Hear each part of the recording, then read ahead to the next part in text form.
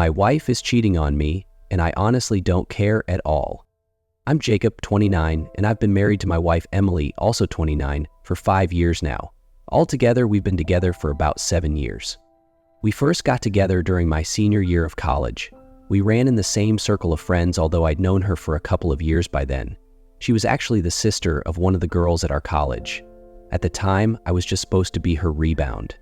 She had just come out of a 3-year relationship and even lived with the guy, who I was sort of friends with.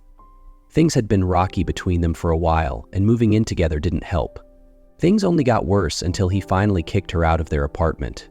3 days later, she was on my couch, and, well, let's just say things got physical.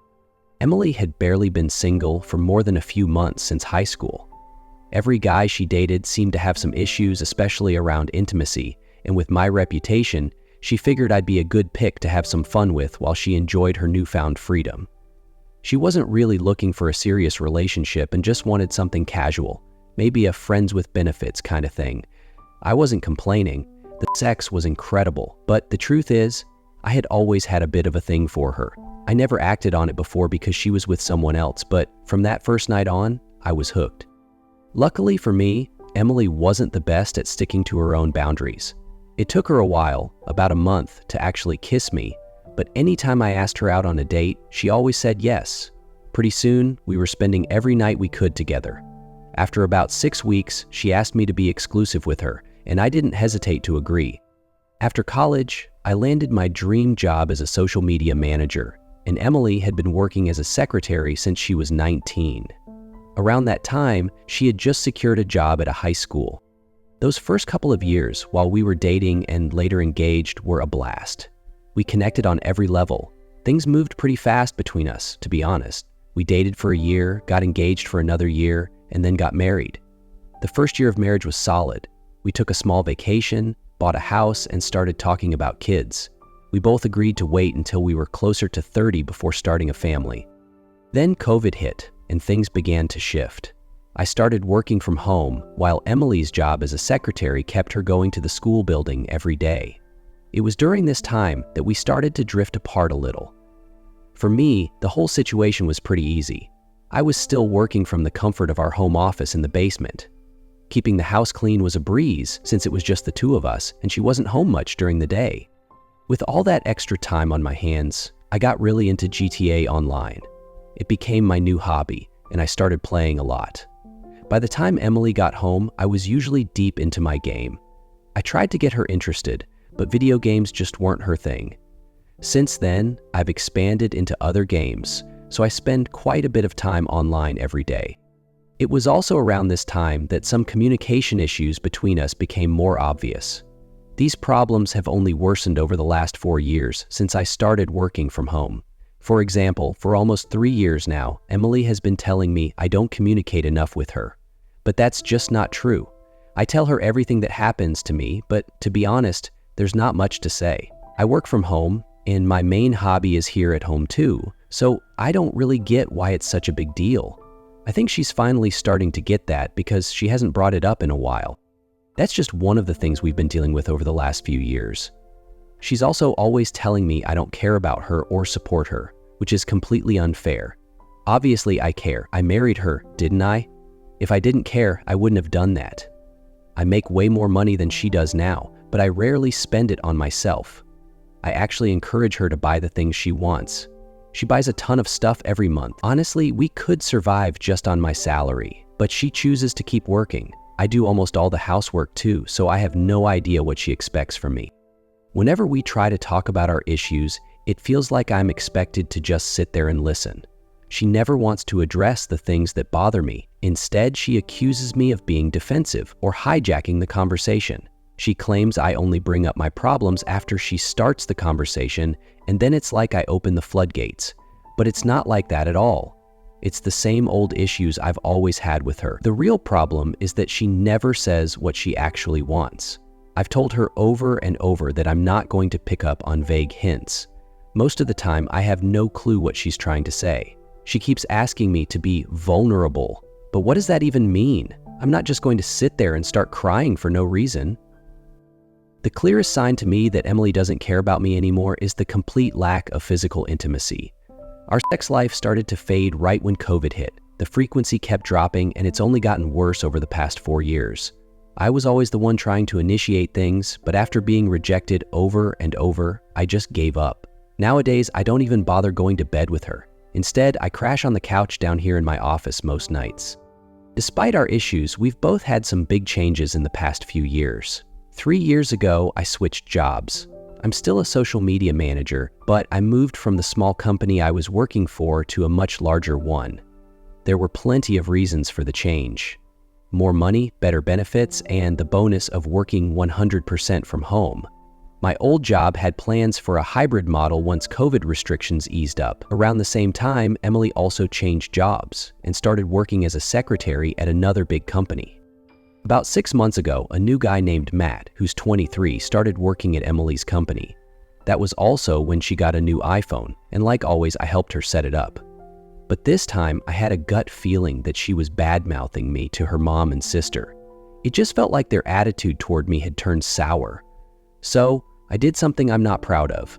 While setting up her phone, I installed a few spying apps and synced everything to the cloud. From there, I linked it to my tablet. Sure enough, I saw her venting about our marriage to her sister. But her sister didn't really trash talk me, she just gave advice. Then, about a month ago, I saw her start messaging Matt. It began as regular office chatter, but it didn't take long for things to turn personal. They started talking about books they liked, TV shows, and hobbies, and these conversations went on for hours. It made me suspicious, but part of me thought maybe she just needed a friend, and if that kept her off my back, fine. The last 2 weeks, I noticed she was in a much better mood, and that's when their conversations took a sharp turn into inappropriate territory. It escalated fast. One night, they went from discussing the Hunger Games to exchanging graphic details about what they wanted to do to each other. It only got worse from there. Last Wednesday, they met up outside of work for the first time. Her excuse was beyond lame. She told me she had to work late, which is unusual for her since she typically works 8:30 to 5 p.m., and she wasn't sure how long she'd be stuck at the office. Even if I hadn't known what she was really up to, that excuse would have set off alarms. She works for this high-level guy at her company who is one of the kindest older gentlemen I've ever met. I've met him twice, and she's never once complained about him. And so for her to suddenly have to work late for an undetermined amount of time, after 2 years of never being asked to do so, huge red flag. She gave me that line on Monday, and I decided to play it cool and see where it went. I didn't want to confront her just yet and have her backtrack with some nonsense like, it was never physical. So, Wednesday rolls around, and she doesn't get home until 8:15 p.m. She went straight to the shower, which was odd, since she usually grabs a snack or scrolls through her phone for a bit when she gets home. Afterward, she tried coming down to my office to chat, but I wasn't interested. I knew what she had done and wasn't about to make her feel better about it. Funny enough, ignoring her seemed to put her at ease, which probably helped her relax after whatever guilt she might have been feeling. The weirdest part is, I don't feel much of anything about her cheating. You'd think I'd be angry or hurt, but honestly, I just feel indifferent. That night, they exchanged a few texts, but she wasn't as chatty and seemed like she didn't want to talk. By the next day, though, they were back to chatting a lot, and she told him how amazing the night before had been. She also mentioned she was planning to tell me that late Wednesdays were going to become a regular thing. Sure enough, she told me that yesterday. I couldn't be happier about this whole situation. This isn't some one-time fling. She's having a full-blown affair, and I've got all the proof I need. She doesn't have any power over me anymore. I don't care what she does, so if she's trying to hurt me, she's failed. Now, I can leave this marriage without being the bad guy. She can try to spin the story however she wants, but at the end of the day, she's the one who cheated. I know I've let myself go a bit physically, and sure, there are things I could work on, but that's normal. Everyone has their ups and downs, but that doesn't make it okay to go out and cheat. If she was that unhappy, she should have gotten a divorce first. I was planning to spend today looking up divorce attorneys. Emily came into my office about 20 minutes ago and asked if I wanted to go on a hike and have a picnic. I'm not sure what she's playing at. She looked genuinely surprised when I agreed to go. Now I'm debating whether I should drop the bomb on her while we're out there or wait until we get back. Part of me thinks she's about to ask for a divorce anyway. I didn't end up saying anything during the hike, and neither did Emily. It was actually a really good day. We hiked, we joked around, and we had real conversations. It felt like we were on a first date all over again. She had packed a picnic filled with my favorite snacks, and I just kept waiting for her to ask for a divorce or confess to the affair and beg me to forgive her. But that didn't happen. When the day wrapped up, we just drove home. Once we got back, I headed down to my office and jumped on a game.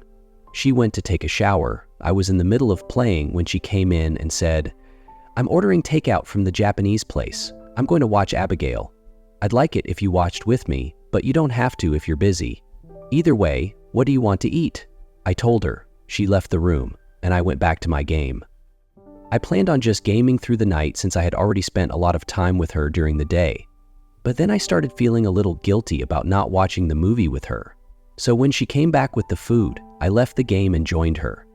We ate while watching Abigail together, and afterward, she slid over and cuddled up next to me on the couch. Honestly, I couldn't even remember the last time we had a day or night like that. The next day, Sunday, I was gaming again, but I started to feel kind of bored with it, so I went to our little home gym, if you can even call it that. We've got a treadmill and a set of dumbbells that go from 5 Ls up to 50 Ls. I worked out for the first time in probably 3 years. I went back to gaming afterward, but I'll admit, the workout felt good. On Monday, when she got home, I came upstairs and asked her how her day was. We ended up talking for 2 hours, just about random stuff, work, her friends, things like that. She made us dinner, and then she picked out a new show for us to binge watch together. We didn't even make it halfway through the second episode before we were getting it on right there on the living room couch. At that point, it had been at least 5 months since we'd had sex. Well, for me anyway, Tuesday played out much the same way. I didn't know what was going on, but Emily was putting real effort into our relationship, and in return, I started doing the same. When Wednesday came around, I wondered if she'd be working late again. I kept an eye on her messages during the day, and although they were sparse, the few she did send made it pretty clear she planned to head to Matt's place that night. And sure enough, that's exactly where she went. While she was gone for those 2 hours, I sat and thought about it. I couldn't figure out why it didn't bother me. I mean, I knew she was with another guy right then, but I wasn't angry. Honestly, I felt nothing at all. It was no different to me than if she had gone to get her nails done or had coffee with a friend. When she got home that night, I was ready to confront her. I had no doubt about what had happened. The text Matt sent her on her way home left nothing to the imagination. Just like last week, she went straight to the shower when she got back. I waited for her in the bedroom. When she came out wrapped in a towel, I had a somber look on my face. I kept thinking about how great the last few days had been, but I knew I needed to confront her. But then I saw her and she looked amazing. She actually looked happy, which was a big change from the sulking I'd gotten used to. I had noticed her attitude slowly shift after the affair started. She was becoming more like the Emily I fell in love with 7 years ago. When she saw me, her face turned to concern, real concern. She quickly walked over, put her hand on my back, and asked me in the sweetest voice what was wrong. I looked at her and, for a second, I could feel the tears welling up, but I pushed them down. I decided not to say anything. Instead, I told her I had a rough day at work and just needed some reassurance. She gave me a shoulder rub and we talked about it for a while. I got up to grab her some food I had prepped earlier, and as I was leaving the room, she said, "You know all those times I asked you to open up to me, to be vulnerable? This is what I meant. You don't have to deal with everything alone. I want to be part of your life." I just nodded and walked out. After that night, I started really reflecting on our relationship and myself as a whole. Ever since COVID hit, I hadn't done anything. I barely talked to my parents, I had lost touch with all of my friends, and I had completely let myself go, which was weird for a guy who used to be the fit guy. I decided that if Emily was going to put effort into fixing our relationship, I should do the same. I started looking into relationship books, and I even designed a workout plan for myself. That was almost 6 months ago, and I can honestly say I don't think I've ever been happier. I've really come to enjoy the routine we've settled into. Sundays and Fridays are do-your-own-thing nights. Mondays and Tuesdays we hang out at home together. One night she picks what we watch, and the other night I get to choose. Wednesday is her working late day, and I've reconnected with some old friends. We've started a weekly D&D night, something I'd never played before but have really gotten into. They're all seasoned players, but I'm catching on. Honestly, I like it because I'm usually out later than Emily is on those nights, which suits me just fine. Thursdays and every other Saturday are our date nights. On Thursdays, we typically go to a movie or grab dinner, and Saturdays we do something a little more fun, like visiting a museum or going for a hike. The alternate Saturdays are for us to do our own thing. I sometimes go out, but most of the time I use that day to get in some gaming. I don't game much during the week now, and instead I've gotten into pretty good shape by replacing it with regular workouts. As for Emily, she could be doing any number of things on those days. Sometimes she's with Matt. It annoys me a little when she lies about where she's going, but I just smile and nod. I know what she's actually up to. She also uses that time to visit family or just get some alone time. I know people are going to ask how I can be okay with her cheating. Honestly, I don't have a good answer. It just doesn't bother me. Someone reached out after my last post and suggested that maybe I'm polyamorous, but I don't think that's it. I don't have any interest in pursuing anyone else. For whatever reason, I'm indifferent to the fact that she's unfaithful. And I mean indifferent. I've had people in the comments imply that I get off on this, but that's not true. I don't feel any excitement or pleasure from it, and there's no jealousy or embarrassment. If more people knew, maybe I'd feel differently, but for now, it's private and I don't feel anything. I still hope the affair eventually ends. If it does, I won't bring it up and we can just carry on with our marriage. I know at some point I'll have to put a stop to it, especially when we start thinking about kids. I'm not having kids unless we're 100% committed, but for now, I'm going to keep enjoying life. Before I get into the current problem, I'll give a quick update on what life has been like for the past year and a half since my last post. It's been great. Emily and I have really reconnected as a couple. We've gone on a few vacations, I've spent more time with friends and family, and our communication has never been better. She's still seeing Matt, and yes, she's still lying about it. I don't pay much attention to it anymore. In fact, I haven't checked her messages in over a year. I honestly don't know how she keeps it up. Based on what I used to see and assuming things are the same, she sleeps with Matt once a week. I know firsthand that she sleeps with me 3 times a week, not to mention the random messing around we do. That's not to say we don't still have arguments or disagreements. Sometimes our old issues creep back in. The difference is now we talk them out, get over them quickly, and respect each other's feelings in the process. Our current problem started when I noticed Emily had been spending a lot of time on the phone with her friend Ashley. After the 3rd or 4th day of her being on the phone for over an hour, I finally asked what was going on. Turns out Ashley just found out her husband, Eric, had been cheating on her for the past 3 months. They'd been married for 10 years, and to make things worse, Eric's affair partner is Ashley's 19-year-old first cousin, Brianna. Ashley's 19-year-old first cousin, Brianna. I went back and looked through Emily's messages with Ashley, and unless she's said something over the phone, Emily hasn't told her that she's been having an affair too. Everything would have been fine if I just kept my mouth shut, but when Emily went on a rant about how awful Eric was for cheating, I couldn't help it. I was shaking my head with a stupid grin on my face when she noticed. She snapped. "What, you don't agree?" I couldn't stop myself. I blurted out, "You're one to talk?"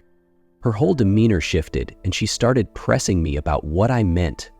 At first, I tried to backtrack, apologize, and deny it, but she wouldn't let it go. She just kept pushing. That's when I told her that I knew about her affair with Matt. She asked how long I'd known, and I told her I'd known from the very beginning, back when it was just innocent work messages. She wanted to know why I'd let it go on, and I told her, because I didn't care. That's when she broke down crying and ran into our bedroom, locking the door behind her. By then it was pretty late, so I texted her, trying to get her to talk. I wanted to explain what just happened. She only sent me one message that said, "Please leave me alone. I need time." For the first time in over a year, I slept on the couch in the basement. The next morning, she left for work earlier than usual. I checked her messages and saw that she had contacted Matt the night before to end things with him. He was blowing up her phone, demanding answers, but she was blocking him on everything he tried. When she got home that night, I was waiting for her. She just glanced at me and went straight to our bedroom, locking the door behind her. I ended up sleeping on the couch again and woke up around 1 a.m. to find her lying next to me, quietly crying. I held her for about 15 or 20 minutes while she let it all out. She started apologizing repeatedly and putting herself down. I told her to stop, that she wasn't all these horrible things she was saying. I explained that I knew about the affair all along, and I still didn't think less of her. I still loved her completely. She asked me how I knew, so I came clean about the surveillance apps I had installed. That revelation hurt her, but she was also conflicted. On one hand, she felt like I had invaded her privacy in a way she couldn't easily process. On the other, she was betraying me, and a part of her felt like she deserved it. I asked why she had locked herself away for 2 days, and she said, "When you said, 'I don't care,' it all just hit me at once. I spent years thinking you didn't care about me, and it was too much in that moment." It was an intense and emotional conversation, but eventually, we both fell asleep together on the couch. She took the next 2 days off work, and we went through everything that had happened in our relationship. We talked about how things fell apart after COVID, how indifferent I had become, and my refusal to change. We also discussed the surveillance of her phone and the ways I had changed over the last couple of years. We spent hours talking about her affair. More details than I expected or even wanted, but surprisingly, I finally started to feel some emotional response. I asked her why she had started the affair in the first place. She told me it was because Matt paid attention to her, and she honestly thought we were headed for divorce. She loved the attention and validation, especially after feeling ignored for years. She remembered how she would try to get me to do things with her, even stuff I used to enjoy, but I would usually turn her down, and when I didn't, it felt like I was rushing through it just to get back home and back to my games. I had to admit, she was right about how I'd been acting during that time. She wasn't trying to justify her behavior, just explaining what was going on in her mind back then. After the first time she slept with him, she was sure we needed to divorce, but then she thought of giving our relationship one last test, which was why she invited me on that hike and picnic. She never expected me to say yes. When I agreed, she was shocked, but figured I'd try to rush through it. Then I didn't, and we ended up having an amazing day. After that, she decided to keep putting in effort, and suddenly, I started responding and making an effort too. At that point, I had to ask, why did you keep the affair going after things got better between us? She didn't hold back. I was just selfish. I liked having it all and didn't want to give it up.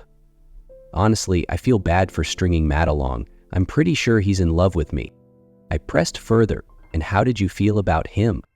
She answered, I definitely have feelings for him, but not like I do for you. I guess you could call it love-like, but really what I loved was the attention. I didn't want to give it up. Once I had you back and we were enjoying each other again, I knew I should end things with Matt, but I just didn't want to. I was spending time with the man I loved, which meant the world to me, but I was also selfish and let Matt keep showering me with attention. I kept telling myself all the usual excuses. Coming clean would only hurt you. I was in too deep. I deserved it, and so on. I asked, did you ever feel guilty? All the time, she admitted, but having it all felt more important to me. So, did you actually have it all? I questioned. In my mind, yeah, I think I did, she said.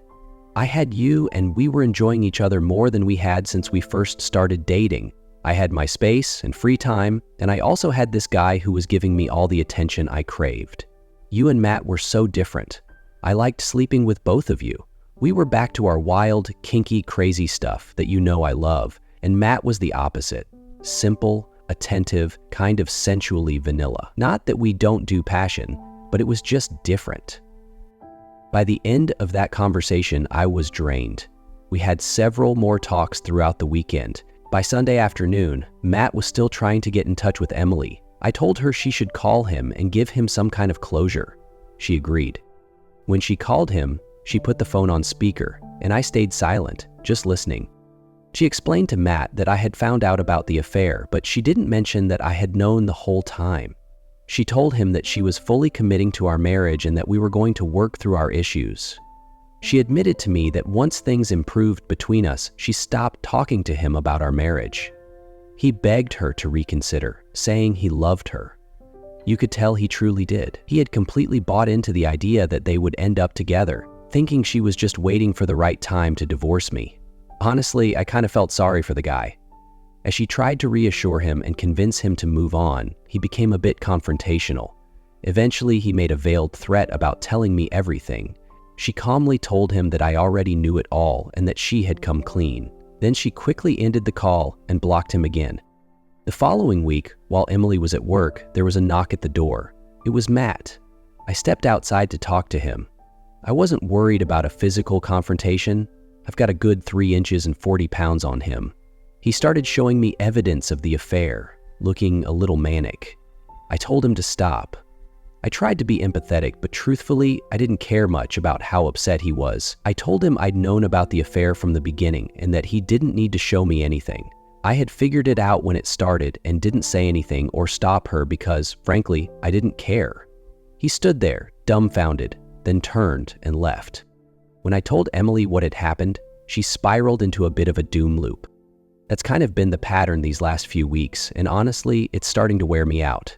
She bought a couple of recovering from infidelity books, and we've been reading them together, mainly because she thinks it's important. But here's the thing. It's all backward. I'm supposed to be the betrayed partner, and she's the wayward one. Yet I'm constantly the one trying to reassure her. She has these emotional crashes and triggers, and I'm always on edge, trying to anticipate them. She wants to talk, check in on me, and make sure I'm okay, but I've already processed all of this. It's old news to me. I just want to get back to our routine. I've missed the last 3 D&D nights, and I even skipped the fights last weekend, which had been planned for 2 months. I'm trying to be a good partner, but the irony isn't lost on me. I'm thinking about setting some hard boundaries around affair talk. I've also been pushing her to come clean to her sister, Cam. Emily and Cam have always been close, and I need someone else to help shoulder the load of keeping Emily together. In the long run, I think we'll be fine. I just needed to vent during this rough patch. It's been a long year, and for the most part, it's been a good year. Up until recently, the first few months post-affair were tough. After everything came out, Emily had a really hard time coming to terms with her own infidelity. Meanwhile, I had already processed it and was ready to move on, like I mentioned in my last post. I set a rule that we could only talk about the affair 5 times a week.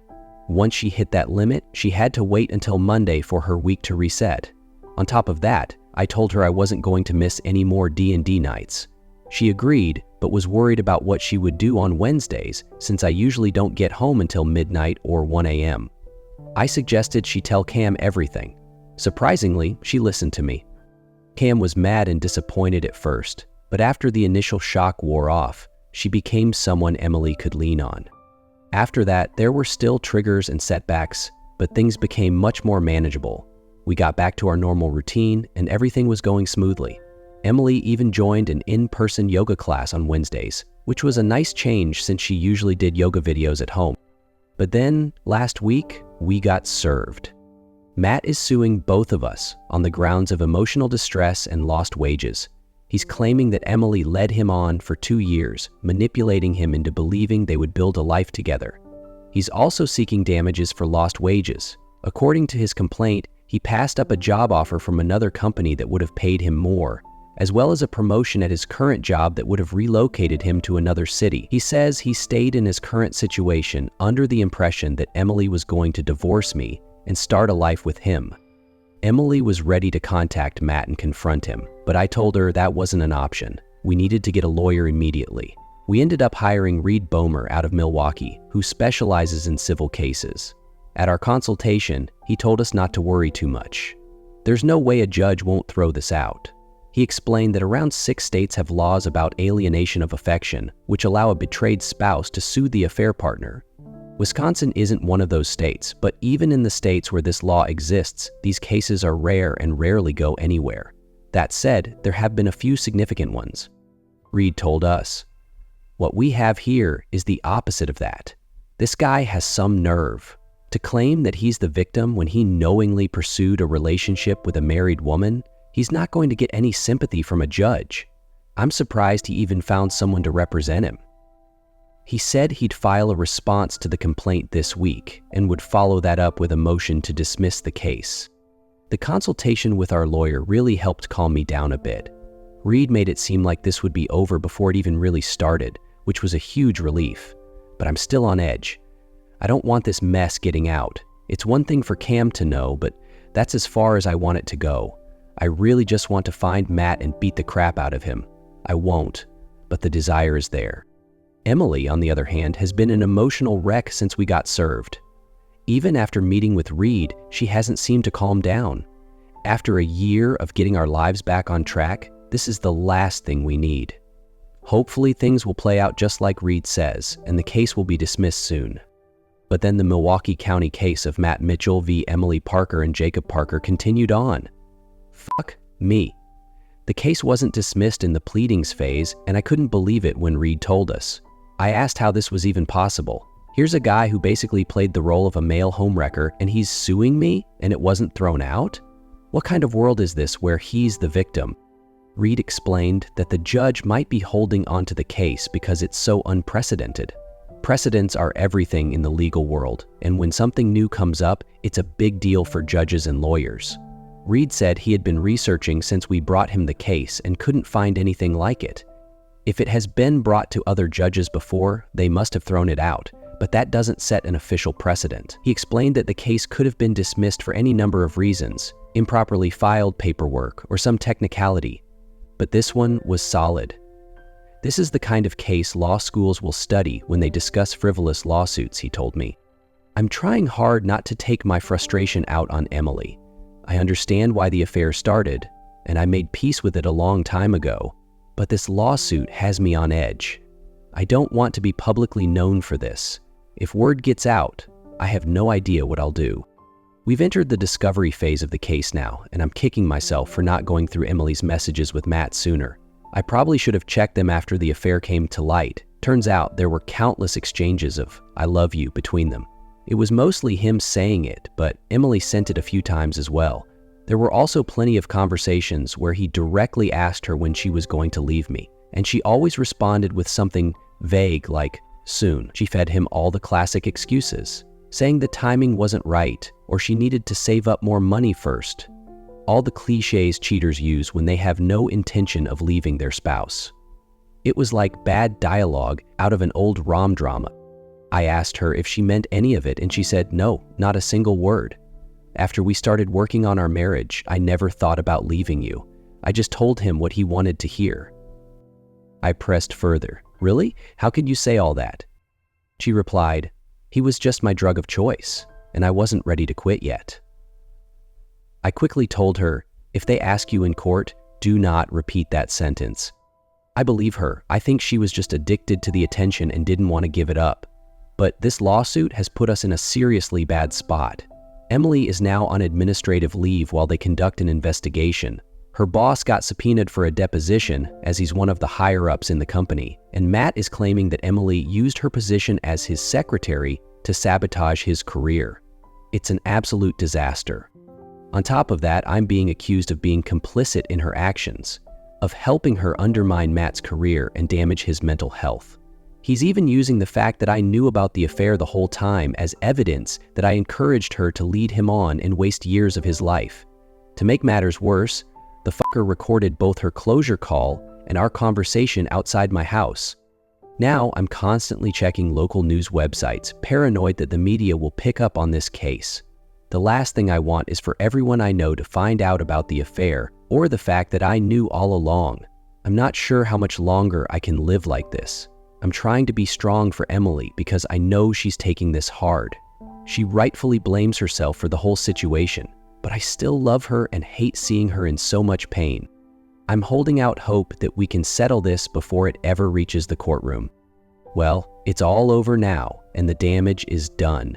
We pushed for a settlement, desperate to make the whole mess disappear without going to court. But Matt asked for an absurd amount of money and refused to budge. That told me everything I needed to know. He wasn't in this for the money. He wanted revenge and to embarrass us. There was no way any sane judge would ever rule in favor of the other man. I was right about how the case would play out. The court proceedings were relatively short, all things considered. Matt's lawyer tried to paint Emily as some sort of manipulative dominatrix, like she was keeping him trapped in some twisted power play. They even suggested she was purposely preventing him from advancing in his career, despite having no actual evidence. The fact that he turned down a promotion on his own didn't seem to matter to them. Reed easily dismantled their argument. It was clear from their early messages that Matt had pursued Emily, and she had made it known from the start that she was married. While she did go along with the affair, the judge saw right through their case. We won and Matt walked away with nothing. I guess the judge got to set a new precedent with this one. But even though Matt lost the legal battle, it feels like he won the war. In the weeks leading up to the case, the details leaked to the media. It started locally but quickly gained national attention. The case was so ridiculous that, of course, it became headline news. I've read every article about it from almost every outlet. The comments are brutal. Most people have latched onto the nickname the Cuck of Oak Creek. It's humiliating. I can deal with the affair. I can still love my wife. But being known by that nickname? That's too much. I haven't left the house in weeks. I've stopped going to D&D on Wednesdays. Friends have reached out offering support, but I can't bring myself to answer the phone. I'll reply to text, but I have no desire to socialize. My family knows now too. My dad has no sympathy for me, constantly giving me unsolicited advice. I blocked him after the 5th time he told me I should have divorced Emily the moment she texted another guy. What good is that advice now? I don't have a damn time machine. Emily had to resign from her job. They would have fired her if she hadn't. We didn't need her income, but I know it hurt her to leave. She liked that job. Matt had left soon after their affair ended, so that wasn't a factor anymore, but she's still devastated. I'm too drained to comfort her this time. I'm hurting too much myself. After we passed the pleadings phase of the case, there was a noticeable rift between us. She tried to make up for it, but she was an emotional mess. Worse than after the affair ended. I just couldn't be her rock this time.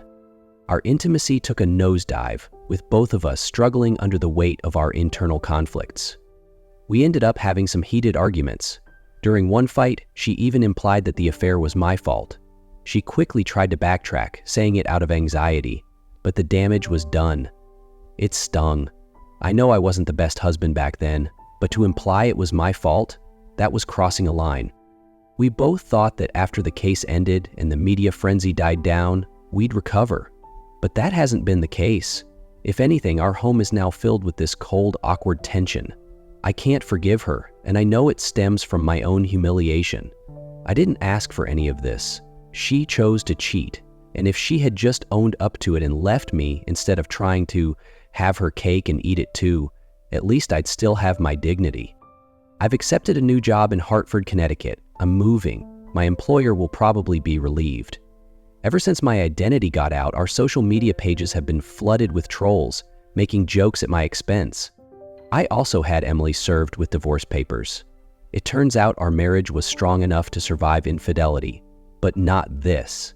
She's been begging me to reconsider. I was willing to hear her out until she suggested we stay in Oak Creek. I can't. I need to leave Milwaukee, leave Wisconsin altogether. I'll go be the only Bucks fan in Connecticut. I'm giving her the house. I don't want it. She can sell it, and we'll call that her alimony. I'm sure she'll land on her feet when she's ready. She's been staying with her mom and sister since I served her. I feel terrible about how everything turned out, but I know I can't go back, and I definitely can't stay here. I start my new job in 2 weeks. I've already lined up an apartment and will head out a week early. I hate that it had to end like this, but if there's one thing I'm sure of, it's that if I ever get even the slightest chance to screw over Matt Mitchell, I'll take it. I'll go out of my way to make sure of it. He's made an enemy for life, and I will never forget or forgive what he did.